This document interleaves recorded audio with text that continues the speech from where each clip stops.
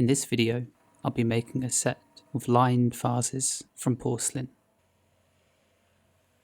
I've wanted to make a batch of these for a long time now, mainly so that I can end up with a set that has a somewhat matte finish, as opposed to the usual veneer of glossy glaze that goes onto my stoneware versions.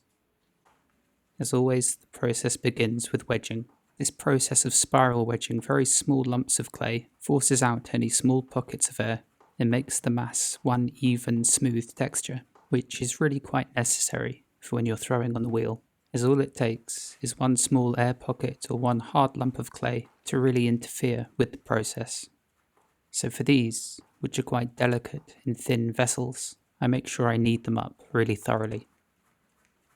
Each of these weighs about 1 pound, or about 453 grams. I then take them over to the wheel, where they're stored on plastic, just so the wooden board underneath doesn't draw out the moisture too much from one side of them and dry that surface out. I then slightly wet the underside of a bat, and then place it onto a leather-hard pad of porcelain, which I've thrown and then dried out considerably. The clay is then thrown into the centre of the bat, and the process can begin. Like always, the aim at this beginning stage is to force the clay to be as central on the wheel head as possible, and so that it spins beneath your hands with as few undulations or bumps as possible. To help with this, I cone the clay up and down a few times, which is sort of like wedging but on the wheel, and it also causes the particles of the clay, the placelets, to collapse onto one another and align. And even though the clay was very smooth before this process, after coning it up and down a few times, it really feels very different. As I push the clay down, I lean it over to one side. This causes the clay to bulge towards the bottom instead of in your hands themselves, which is what happens when you push the cone directly downward without angling it slightly. Once it's fully centered, I push down in the middle with my index finger and thumb, and it's worth noting that some potters use 2 thumbs to do this, or even 2 index fingers, or their middle fingers too. There's no right or wrong way. Every potter throws a little bit differently. You follow the rough same guide and order of steps, but ultimately you figure out a way of throwing that's comfortable to you. Once the base has been formed and compressed, I begin to pull the walls of the pot upward, pinching where it's thicker at the bottom and squeezing the clay upward, ever thinner and thinner. On the inside, my fingers are pushing out the lump which you see form on the outside, and then from the outside, my knuckle lifts that lump upward. As I pull, I move my hands very steadily and at a nice, even pace. If I rush this process, or move frantically, or suddenly stop as I'm pulling, the integrity of the wall can be ruined and uneven spots can be created, and that's what we're trying to avoid at all costs. I'm not throwing these with water. Instead, I'm using porcelain slip, which is essentially very watered down porcelain, which has the consistency of cream. I use this as it sticks to the walls of the pot as I'm throwing, as opposed to water, which just flows off the very smooth surface, leaving you with very little lubrication. And lubricant is really important when throwing on the wheel. You don't want your hands to stick to the pot. Instead, you want your hands, or the sponge being used, to just flow over the surface. If your hands suddenly dry as you're throwing, there's a chance it'll stick to the pot, and then the whole vessel will be dragged off center and distorted. Ultimately, the aim is to keep the pot spinning as perfectly on the central axis as possible. Unless, of course, you are making intentionally wobbly pots, which is very much something people do. You only have to look at some of the most famous Chowan tea bowls made in Japan to see this. They have distortions, the forms are altered, they're faceted and cut, and the marks left by one's hands are very obviously present. They're beautiful objects. And during my apprenticeship in Japan with Ken Matsuzaki, one afternoon in Kyo department store, which is a prestigious place to have an exhibition, he handed me a Chowan from a glass case, and after a few moments of myself looking at it, holding the form and inspecting the foot, he chuckled and then told me that the relatively small cup was worth more than $300,000. All of that's to say, that with handmade pottery, within certain worlds of it at least, making pieces that are absolutely perfectly well thrown just isn't important. That being said, one of Ken's favourite quotes is one by Picasso. It took me 4 years to paint like Raphael, but a lifetime to paint like a child. And I think that's the case with many of these highly revered Chowan tea bowls. Once the walls of the pot have been shaped and any excess slip has been scraped away from the outside, I slide a wire underneath to separate it from the MDF bat and then carefully pry it away and set it aside so that it can begin to slowly dry out to leather hard, which is when they can be trimmed. The whole point of these specific pots is to display them in groups of 5, 6 or 7. They're all placed in a line, the forms similar, following certain rules, but never the same. Each is then adorned with a protruding line which I attach after they've been trimmed. They're decorative groups of pots, pieces to be displayed on a mantle or a shelf somewhere, as opposed to being actually used. And as a potter, who has for so many years focused on making very functional ceramics, instead making objects which are purely decorative provides a whole new range of challenges, and they're challenges that I very much enjoy and want to tackle more of as time passes by.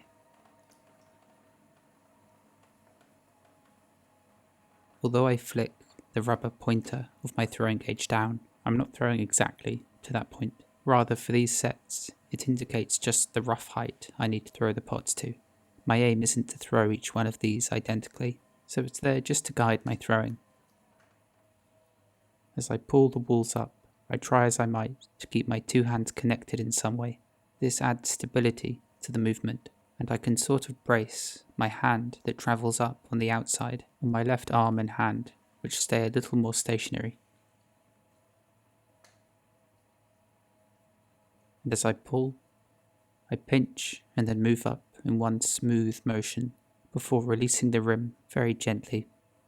If, as you're pulling up the walls, once you get to the top, you suddenly release your hands, that sudden movement imparts an equal and opposite reaction onto the pot itself, often in the way of a wobble or a distortion in the rim. So generally, any time I release the clay, it's done so in a very light manner, and although it might look fast, that's simply due to practice.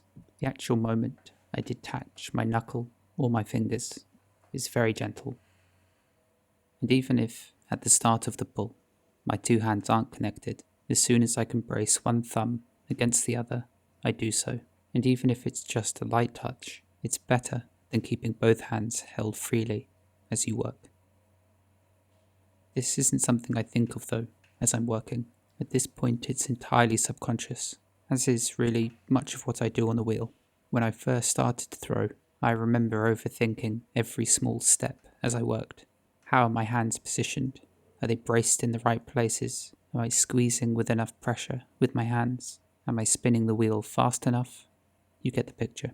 After enough time has gone by, these processes and steps really do become subconscious. They're second nature. It's muscle memory. Once the rim of the pot is more or less level with my throwing gauge's pointer, I start to focus on shaping the pot. One of my general rules for these forms is that the base needs to be narrower than the waist. The tapering base section also needs to make up at least half of the pot, approximately. Otherwise, the only real rule is to ensure that these shapes are made up of a series of flat planes. No curves on these are allowed. Once the rough form is there, which you can sort of just about make out now, I'll refine it if needs be, and I do purposefully leave the base slightly thicker than needed. If at this stage I was to throw the narrow base to the width I wanted, it would be incredibly hard to shape the upper sections of the pot without the piece bending over to one side, or simply deforming, or not being able to hold up its own weight. And having a sturdy base doesn't really matter, as once these are leather hard, I can trim them to be much finer and far more narrow.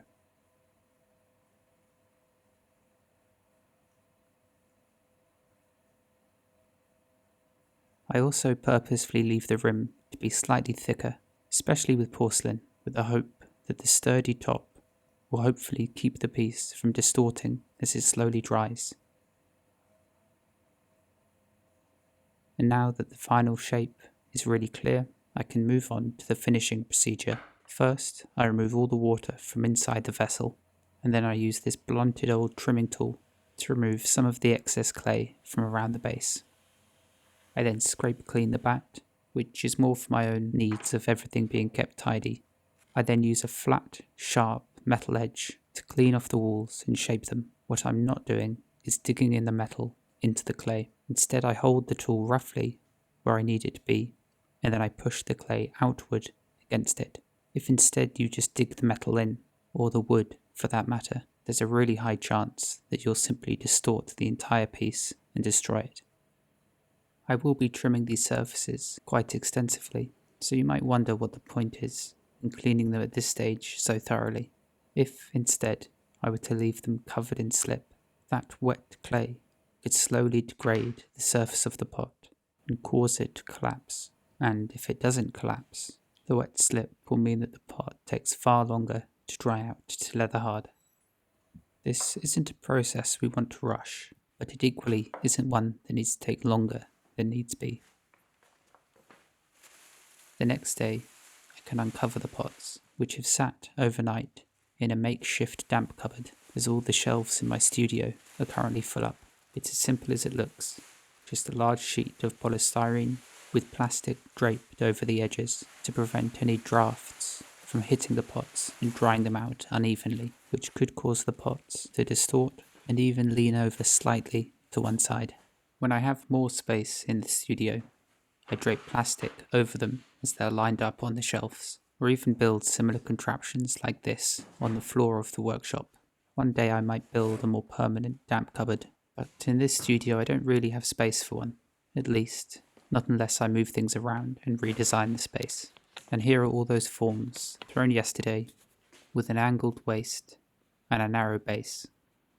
At this stage, they're still a little bit soft, so before I can trim them, I need to leave them out with their bases pointing upward so that they have further time to dry out.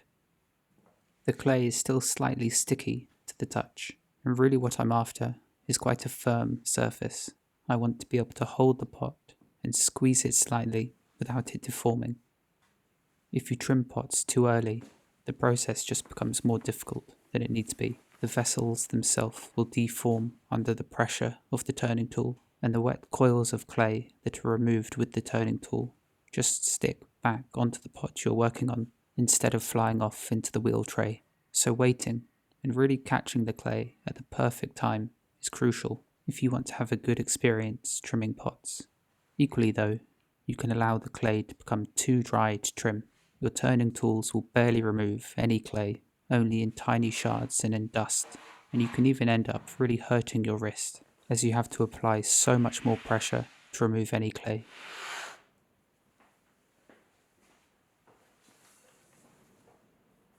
When I begin trimming, I don't just grab one at random. Instead, I feel each, and I trim the one that's the driest. It's quite incredible really.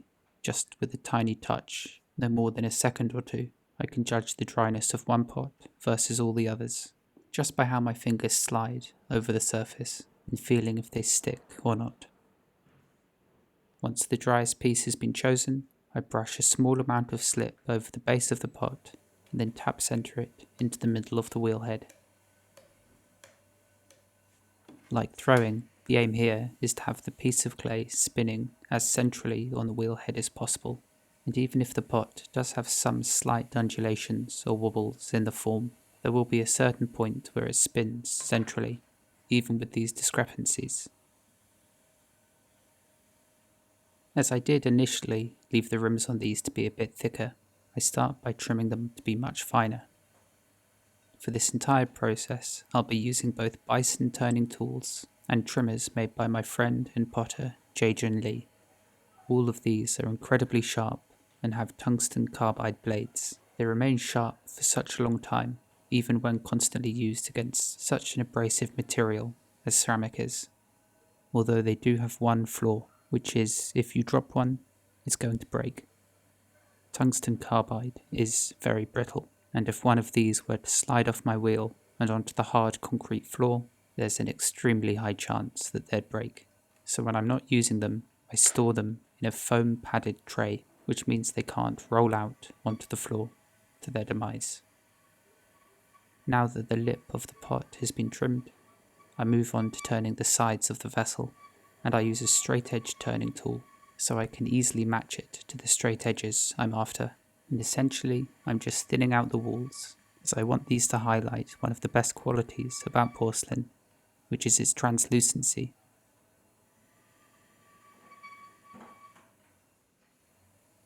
This is, and always will be, one of my favourite processes. There's something so gratifying about watching the clay come off in these ribbon-like spirals.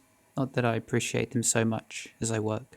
As I trim, I'm incredibly focused on a number of things. My left hand constantly moves around the piece and is reading the material and the vibrations. Through that hand I can feel if the pot slightly dislodges and begins to become off-center, and it's constantly ready to catch the piece if it flies off the wheel. And as this pot has a wide opening, I can also place that hand, or the fingers, opposite of where I'm trimming, so that I can really gauge the thickness as I work. My aim here is to have the same thickness throughout all of the walls on the entire pot, and there's probably the most to remove from this lower section, as it was initially potted quite thickly to support the angular section of the upper walls and the waist. Speaking of waste, all the trimmings that are removed during this process can be recycled and thrown into new pots, which is a good thing, as porcelain isn't a cheap material. I'll make a video soon showing how I reclaim it, as by reading the comments I can see it's something that some of you really want to see. But essentially, all of these ribbons of clay can just be soaked down in water, where they quickly disintegrate into a sludge, which is then heaped out onto a plaster bat, which absorbs the excess moisture until the clay is more or less back to the same consistency it was when fresh from the bag. Now that the walls and some of the base have been trimmed, I can flip the pot over, carefully tap center it into the middle, and attach it firmly down to the wheel head with 3 lugs of soft porcelain. I don't push this clay into the delicate walls, rather I place it next to them, push it downward, and let the excess that squashes into the wall be the clay that holds it. Once securely stuck in place, I can begin to trim away the final part of the base. The glaze I'll be coating these with goes on as a very thin wash, although it will highlight any drastic making marks that are left on the surface. So once the angle has been trimmed to how I like it, I burnish over these trimmed surfaces with a flat metal edge, just to smooth over and burnish the surface as best I can. Finally, I trim a beveled edge around the base, like I do for all of my pots, so that the vessels cast a shadow beneath themselves, rather than just blending into the surface they're placed on. After the beveled edge has been turned, I trim away the wiring off marks on the very bottom of the pot. And then I proceed just to burnish over these trimmed areas and soften any sharp edges with the pads of my fingers. It's strange working with the clay. It's totally silent. With the iron-rich stoneware I usually use, the sand and grog contained in the body makes an audible tearing sound as the tools rip through it, whereas with this porcelain, it's just totally silent. And that's one piece, finished for now. I'll let it dry out for a while before I attach its protrusion, as the process of trimming does reveal a layer of soft clay underneath, and if I were to try and decorate these immediately, there's a good chance I'd simply deform them. So even after I've trimmed all of these, I'll sometimes let them sit for an hour or so before proceeding with the next stage. But I'll leave you with a few little time lapses now that show 2 more being turned.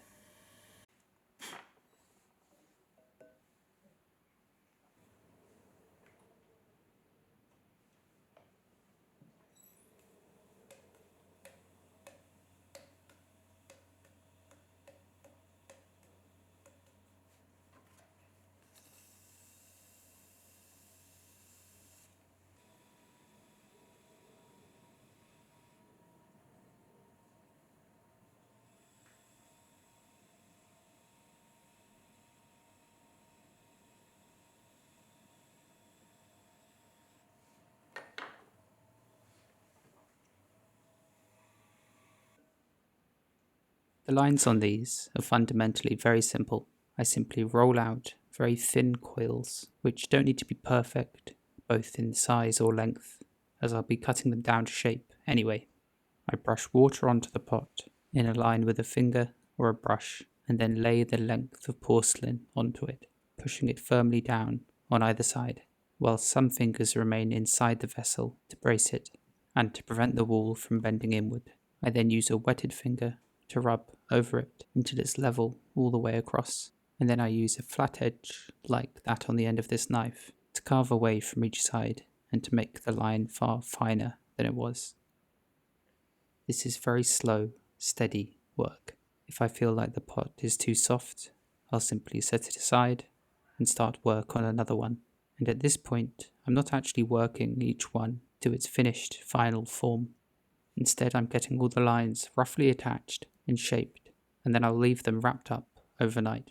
And it's only the following day that I'll do the final cleanup, which is when I carve the line to be exceedingly sharp, straight, and as tidy as I can physically make it. And then once again, I use a flat-edged metal tool to work the entire line at once. These simple straight lines are relatively simple to attach. It's on the more complicated vases where it becomes more of a challenge, not to mention having to dry the pots out very carefully afterwards so the lines don't crack around the seams.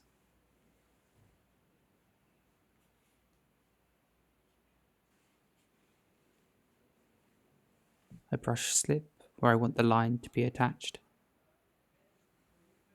and then I simply attach the coil and push it firmly against that wetted area. I think the next time I make these, I'm definitely going to find a large chunk of foam which I can rest the pots on as I mould the line. My leg works, but perhaps having a softer surface might be better for the pot, as I need to be really careful throughout this entire process. I don't want to accidentally push the rim of the pot so it's more of an oval shape as compared to a circular one, and I feel a softer surface to rest the vessel on as I work it might help that aim. Initially, these lines were meant to act as a continuation of the rim. The lines sprang from it and travelled down the form, and for my dark green glazes in particular, the crackle, like you might know, it worked especially well as this fine edge broke to a wonderful metallic brown-red tone.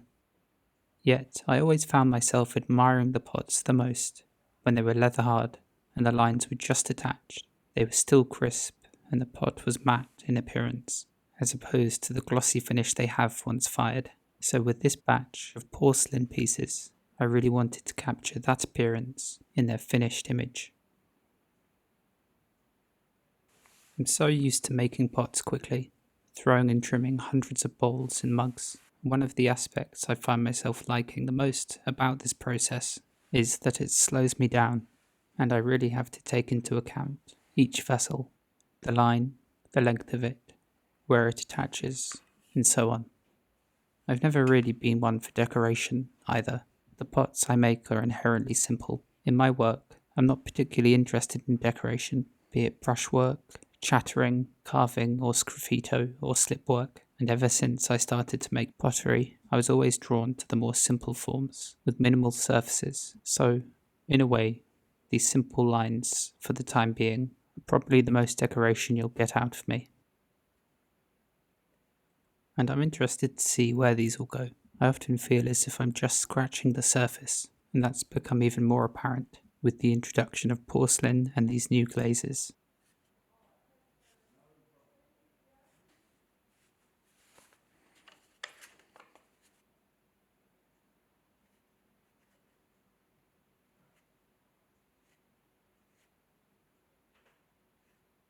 Once all the lines have been roughly attached, I wrap the pots up carefully in plastic, facing the attached lines inward so the plastic doesn't damage them. Allowing them to dry out slowly overnight like this also helps to prevent any cracks from forming around the joint. And now they're all a bit firmer, and the lines themselves are leather hard. I'll carefully go over each one again, further refining the line and just generally neatening them up, which I do not only with the metal edge, but also with the use of just a wetted finger and a sponge too. Once finished, I double check the base just to make sure there are no unnecessary scratches or burrs of clay stuck to it, and then I carefully set them down, and I won't move them again until they're completely bone dry, which won't take long as they're so thin. The next step for these pots will be a firing in the electric kiln to 1000 degrees Celsius. This will make the porcelain far harder, and it will also cause the clay to become porous, like a sponge. For their first night drying, I won't leave them exposed like this, but I'll again cover them with a sheet of plastic, just to slow down the process somewhat. Even a spray of water can help too, as the last thing I want these to do is for the lines to crack around the join, which will happen if the line and the body of the pot dry out at an uneven rate. I then fling some plastic over them, just so any drafts don't catch them and dry them out unevenly, and that's it for now. Once completely bone dry, they'll be packed into the electric kiln with lots of other pots and fired to 1000 degrees overnight. Although the pots are much stronger at this point, I do still need to be careful about how I hold them, especially as they're trimmed very thinly. If I were to squeeze the rim too hard, the piece could easily split. When my electric kiln isn't in use, I push it right into the corner of the room. I know it doesn't radiate out that much heat, and it only fires to 1000 degrees, but I suppose I just feel a little better knowing there's some room around the kiln. The pots are then centered on the wheel, and I band over a thin layer of wax across the base and dab a bit extra over my maker's mark, as I don't particularly want the intricate impression to get filled with glaze, as it can be a pain to clean out properly. It's a quick process, and as long as I keep my brush moving, it won't stick to the very absorbent clay, and often, as I brush the wax on, I rotate the brush as I do so that all the wax from the brush is used up, rather than just taking it from one side of it. I suppose the danger is, if the brush sticks, it quite suddenly pulls the pot off centre, and then I could end up waxing an area I don't want to, or the pot might fly off into the wheel tray. Essentially though, this layer of wax emulsion is just like any normal wax resist, and all it does is simply prevent the base from absorbing a layer of glaze, which means I have to do slightly less tidying up further down the line. If instead I were to leave the base coated in glaze and fired it in the kiln, it would fuse to the kiln shelf, and I'd quite literally have to smash it off, which risks damaging the expensive kiln shelves. To glaze these, I simply grasp them with a pair of tongs, submerge them for a second or two, and then pull them out, letting the excess drain away. This is a really thin layer of white, and it's one of the new glazes I came up with during my last round of glaze testing. It should fire to a sort of white eggshell finish. It's mostly matte, and it feels wonderfully smooth, especially on the porcelain. And you can quite clearly see here the glaze run off the wax base. As these are dunked into the glaze, the water in which the raw materials are suspended in is absorbed quickly into the porous clay body, which leaves a thin layer of the raw materials on the outside of the vessel. So ultimately, the water isn't that important. It's merely just a means of transport for the raw materials to easily get onto the surface of the pot. Less water means a thicker glaze, and for my crackle glazes that I use, that's exactly what I want, as I want the glaze to go on really thickly. But for these I want a really watery thin layer of white, so I make sure the glaze is really thin, and I only dunk them for a second or two. If, on the other hand, I was glazing some stoneware pots with this same glaze, I would let the raw materials settle for a day or two and remove some of the excess water, as this particular glaze, thin on stoneware, looks a bit washed out and dull, so it needs to be thicker. That isn't it for the glazing though. They still need to be cleaned up slightly, but that won't be something I do for a day or so. Freshly glazed, the pots can be quite tacky and difficult to clean up, but after a day or so, the clay body will dry out, as will the glazed surface too. And once it's powdery, like this, I can quite easily fettle and clean up any blemishes or the tongue marks or anything else that's on the surface. I want it to be as smooth and even the entire way around. So I really take my time with this stage, and I work carefully too, as the glazed surface is incredibly easy to chip or damage, as essentially it's just a thin layer of powder so all it takes is one wrong move to ruin the glazed surface. But if something were to go wrong, I can simply wash all the glaze off, dry the piece out thoroughly, and then glaze it again. This white is quite forgiving too. Once cleaned over, the tongue marks or any scratches won't show once fired, whereas some glazes, with different recipes, will always show the tongue marks, even if you tidy them up very carefully. And if that's the case, sometimes you just need to find a different way of glazing them. Lastly, I just sponge over the base, removing any small specks of glaze and making sure my maker's mark is completely clear and visible. It's also at this stage that I very carefully sponge a perfect line between the porcelain and the glaze itself. I don't want the glazing to look sloppy around the base, and this careful sponging is probably what makes the biggest difference in that regard. This is the last step I have any control over, really, for the individual pot at least. After this, all of the pots will be loaded into my gas kiln, which is a Rohde KG-340, which is supplied with mains gas, and I reduction fire it over a period of 9 hours or so. I won't go into depth about firing in this video, but if you would like to hear more about the complicated process, I'll leave a link on screen now to a video that's all about it. I'll leave a link in the description too. Essentially, I'm trying to pack as many pots as I physically can into this kiln without any actually touching. It's like one giant puzzle or a game of Tetris. As the more pots I can squeeze in each firing, the more cost efficient they are, and equally, a denser pack should mean that I have an easier time achieving a good reduction atmosphere, as there's simply less space for oxygen, and during a reduction firing we want an internal atmosphere where there's as little oxygen as possible, as it's that which causes some of the glazes to achieve their colour. In reality, packing this kiln doesn't take long, 2 or 3 hours max. It's then fired the following day for about 9 hours, all the way up to 1290 degrees Celsius, or cone 10 for you potters watching. And then, about 36 hours later, once the kiln has cooled down thoroughly, I can unpack it.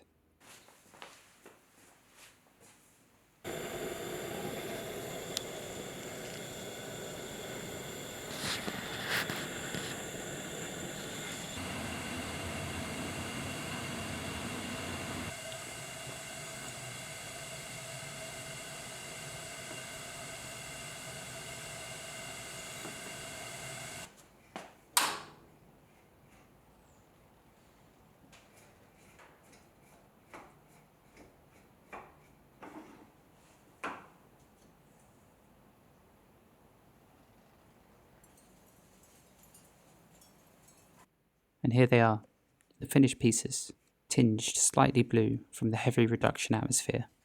They're translucent and light, and incredibly delicate, and my aim is to show a group of them, like this, at an exhibition early next year at Make, Hauser & Wirth, Somerset.